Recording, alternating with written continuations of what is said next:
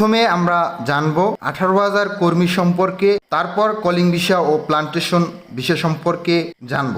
March ও এপ্রিলের এই সময় আশ্বাস দিয়েছিল যে 18,000 কর্মী মালয়েশিয়াতে টিকিট সিন্ডিকেটের কারণে যেতে পারে নাই, তাদের বিষয়। মার্চ শেষ, জুলাইয়ের প্রায় 15 তারিখ। এখন পর্যন্ত তাদের সিদ্ধান্ত কোনো পদক্ষেপ নেয় নাই সরকারের উপদেষ্টারা। যারা রাস্তায় নেমে এসেছিল এই 18,000 কর্মী, তাদেরকে তারা আশ্বাস দিয়েছিল মার্চ ও এপ্রিলের এই বিষয়টা তারা দেখবেন এবং তারা পুরোপুরি আশ্বাস দিয়েছিল তারা এই বিষয়ে সিদ্ধান্ত নেবেন এই মার্চ ও এপ্রিলের ভিতরে। কিন্তু মার্চের 15 শেষ, এখন পর্যন্ত কোনো তথ্য জানা যায়নি।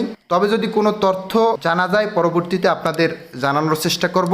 এখন আমরা জানি মালয়েশিয়ার কলিং ভিসা সম্পর্কে। মালয়েশিয়ার কলিং ভিসা পুরোপুরি বন্ধ রয়েছে। কলিং ভিসা বলতে